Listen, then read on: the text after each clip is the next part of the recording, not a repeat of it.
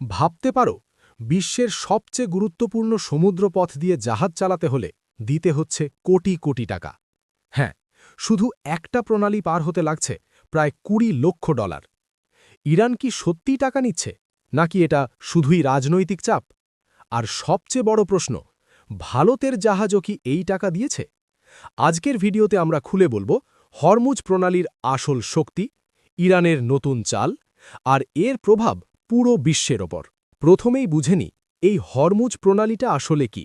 Strait of Hormuz এই ছোট্ট জলপথটা সংযোগ করেছে পারস্য উপসাগর আর আরব সাগরকে। কিন্তু এর গুরুত্ব, পুরো বিশ্বের প্রায় 30% তেল এই পথ দিয়েই যায়। মানে এই একটা জায়গা বন্ধ হয়ে গেলে বিশ্ব অর্থনীতি কেঁপে উঠবে। সম্প্রতি এক বিস্ফোরক দাবি করেছেন আলাউদ্দিন বরুজর্দি। তার মতে প্রতিটি জাহাজ থেকে নেওয়া হচ্ছে $20 লক্ষ। না দিলে হরমুজ পার হওয়ার অনুমতি নেই।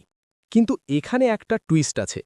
সব জাহাজের জন্য কি এই নিয়ম, নাকি কিছু বিশেষ দেশের জন্য? এখনও পর্যন্ত কোনো অফিসিয়াল ঘোষণা নেই। সবচেয়ে গুরুত্বপূর্ণ প্রশ্ন, ভারতের কি অবস্থা?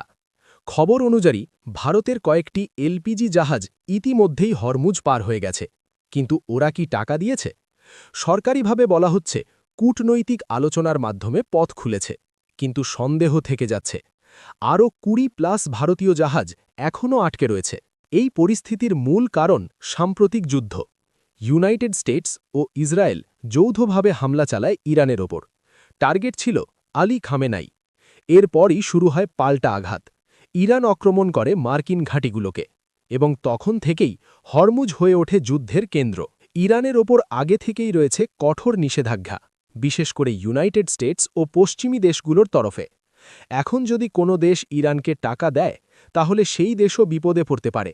মানে এই $20 লক্ষ শুধু টাকা না, এটা একটা বড় রাজনৈতিক ফাঁদ। ইরান বলছে এটা তাদের শক্তির পরিচয়। যুদ্ধ চলছে, তাই খরচও আছে। আর হরমুজ যেহেতু তাদের নিয়ন্ত্রণে, তাই তারা এই সুবিধা নিচ্ছে। কিন্তু বিশ্লেষকরা বলছেন এটা প্রেশার ট্যাকটিক, বিশ্বকে চাপ দেওয়ার নতুন কৌশল। এখন প্রশ্ন হল, ইরান কি সত্যিই টাকা নিচ্ছে, নাকি এটা শুধু ভয় দেখানোর কৌশল? আর ভারত কি করবে? একটা বিষয় পরিষ্কার, হরমুজ প্রণালী এখন শুধু জলপথ না, এটা হয়ে উঠেছে বিশ্ব রাজনীতির সবচেয়ে বড় চেসবোর্ড। এখানে একটুও ভুল হলে প্রভাব পড়বে পুরো বিশ্বের ওপর। তোমার কি মনে হয়, ইরান ঠিক করছে, নাকি এটা অন্যায়?